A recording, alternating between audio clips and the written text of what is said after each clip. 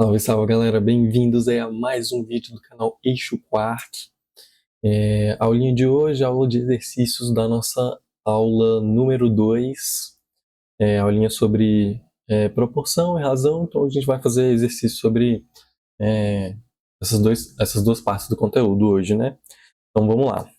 Primeira questãozinha tranquilinha aqui sobre razão. Ela vai dizer que uma sala, deixa eu ler por aqui mais fácil. Uma sala, 12 meninas e 18 meninos. E qual a razão entre o número de meninas e o número de meninos? Então, o que é razão? Razão é meramente a divisão entre dois termos, duas grandezas, enfim.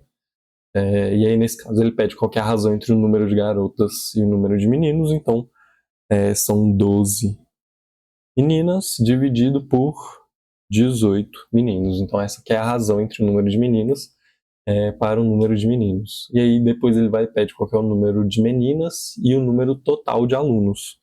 Então vai ser 12 novamente, isso aqui é a A, né? E aí na B ele pede o número de meninas, o número de meninos, já estava errando. Então, o número de meninos, então 18, pela relação total de alunos. Então, a relação total de alunos vai ser número de meninas mais o número de meninos. E isso aqui vai ficar igual a 30. Então, esse daqui é o número total. E eu queria a razão entre o número de meninos e o número total, né? Então, vai ficar 18 dividido por 30. Esse daqui daria para simplificar, vai ficar 9 por 15. 9 por 15 dá para simplificar por 3. Vai ficar 3 e 5, e aí é isso.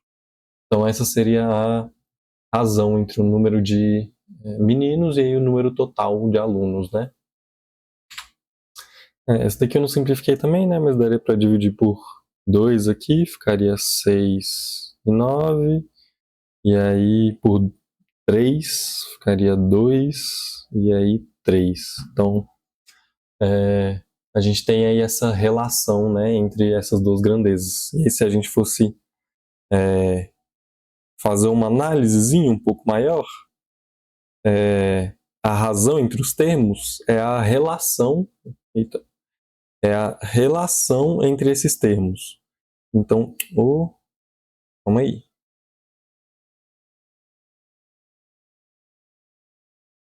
Pronto. A razão, ela também, a gente pode interpretar ela como sendo a relação entre esses termos. Então, nesse caso aqui, a relação entre o número de garotos total, número de garotos pelo número total. Isso aqui é uma relação de quantos garotos eu tenho para o número total de pessoas. Então, eu tenho uma relação de 3 quartos, ou de 3 quintos, entre os garotos, e o número total, né? Então, para cada 5 pessoas, eu vou ter 3 garotos, né? E aí eu posso analisar essa relação aqui também entre garotas e garotos, né? É a relação do número de meninas para o número de meninos, né? Então a gente pode tirar também aqui dessa relação que para cada 3 garotos eu vou ter 2 garotas, né? Então essa é uma outra forma da gente interpretar a razão entre essas unidades, né? Eu poderia transformar isso aqui numa porcentagem também, né? Tipo, sei lá, quantos por cento das pessoas totais seriam garotos, ou nessa porcentagem aqui, né, para quantos garotos eu equivaleria a garotas, né, e aí para eu transformar isso, né, eu faria uma proporção com a razão de 100, né, porque eu quero colocar isso aqui em termos de 100%, né, de porcentagem. Porcentagem é uma divisão até em escala de 100%, né. Enfim, e aí eu conseguiria, eu quero saber então a porcentagem de garotos em relação ao número total, né? Então seria o X, e aí em relação a 100, né? Então, já adiantando, né, aquela nossa relação de proporção, eu tenho que essa grandeza aqui está para essa, assim como essa grandeza está para essa, né? Então, o total de pessoas aqui é o 100%, e aí o número de garotos aqui vai ser o X%, né? Então, assim a gente conseguiria colocar isso aqui em termos de porcentagem, né? De, por exemplo, nesse exemplo do B aqui, né? Seria a porcentagem de garotos em relação ao número total de alunos.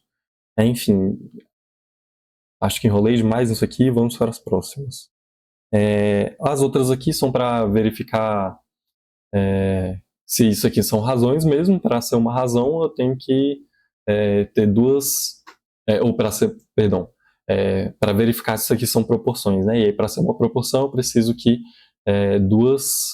ter duas razões iguais, né? E aí, então, para a gente saber se essas razões são iguais, eu vou simplesmente simplificar a razão do outro lado para ver se elas de fato são iguais, né? Então, primeiramente, 8,8 dividido por 12, eu vou simplificar para ver se bate com 2,3, ou 2 dividido por 3. Então, isso aqui dividindo, posso dividir por 4 direto, né?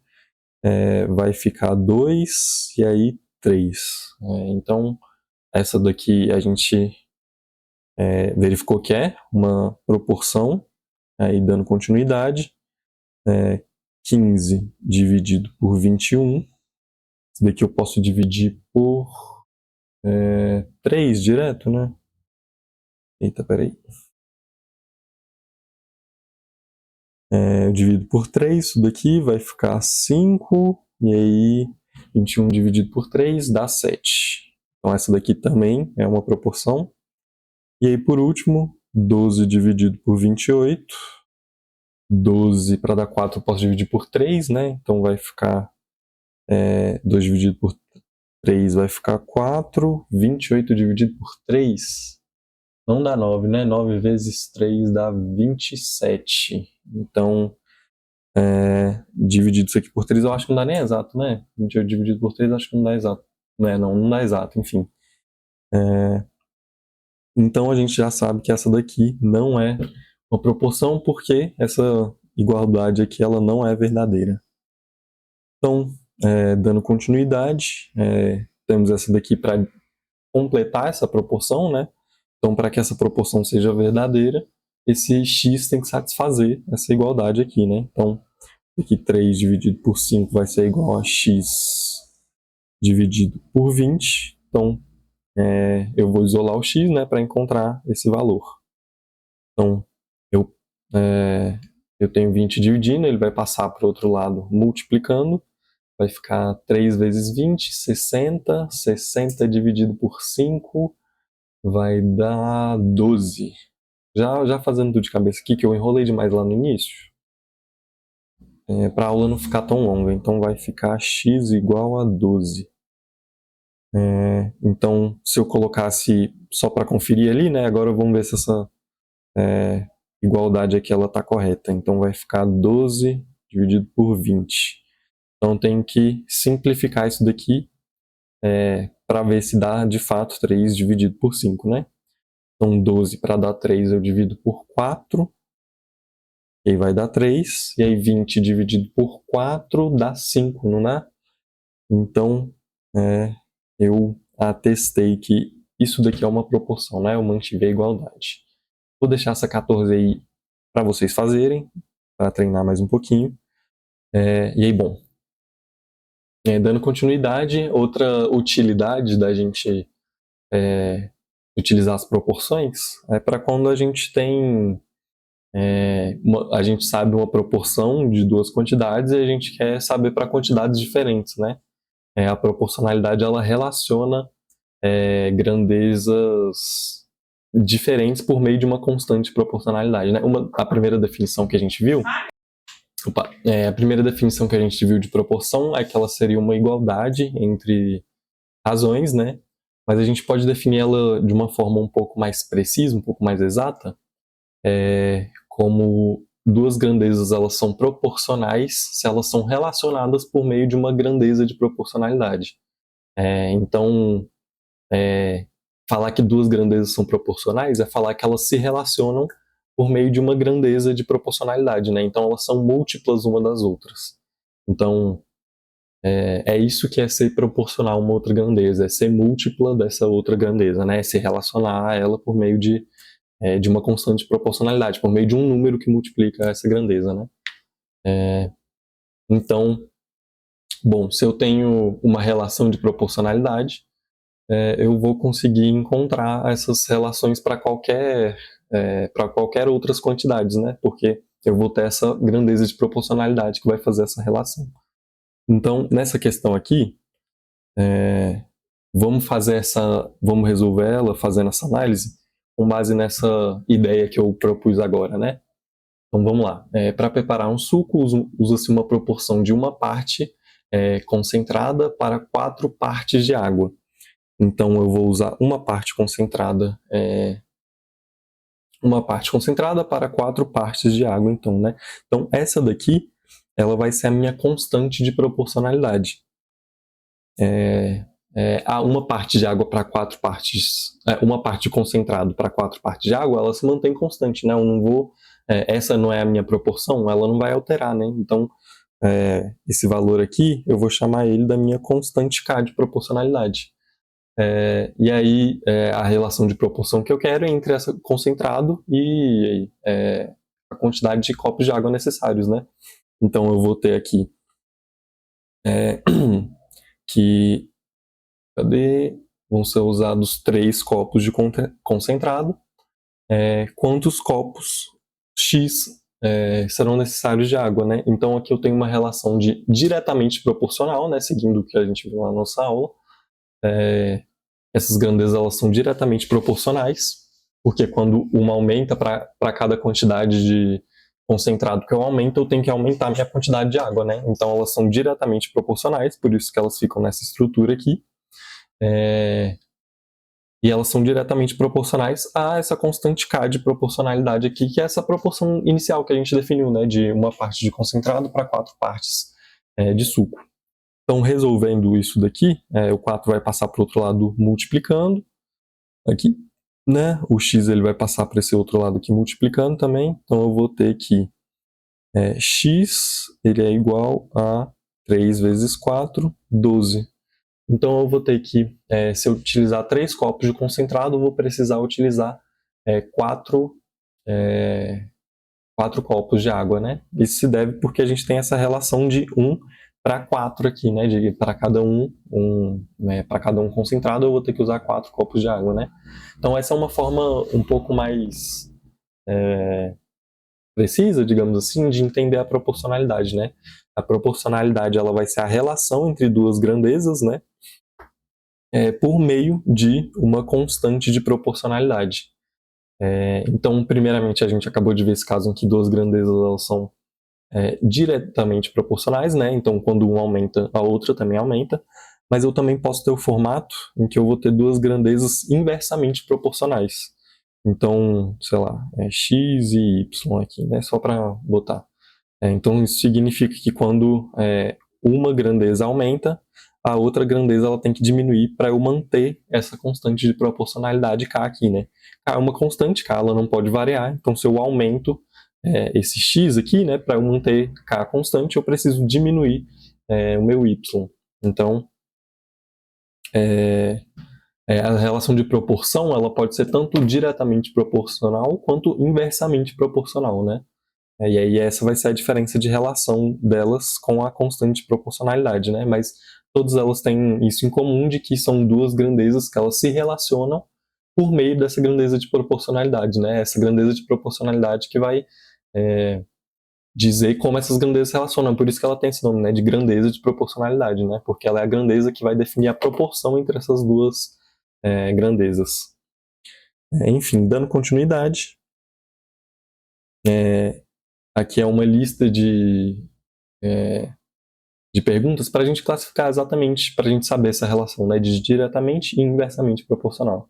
Então, primeiramente, ele dá o exemplo aqui, né, classifique a relação entre o preço total e a quantidade de produtos comprados.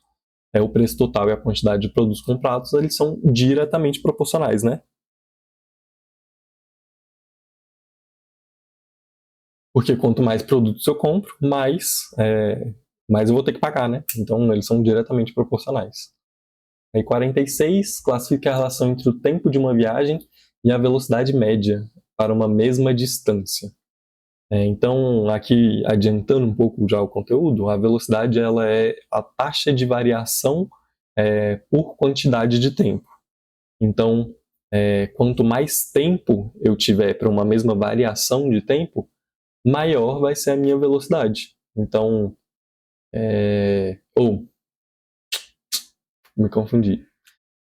Quanto maior o meu tempo, menor vai ser a minha velocidade, né, para um mesmo espaço, né? Pensa que eu estou andando de um ponto até outro. Se eu demoro muito tempo para andar até esse ponto, minha velocidade ela é muito baixa, né? Então, quanto mais tempo eu demoro para percorrer uma mesma quantidade de tempo, menor vai ser a minha velocidade. Então, a velocidade e o tempo elas são inversamente proporcionais.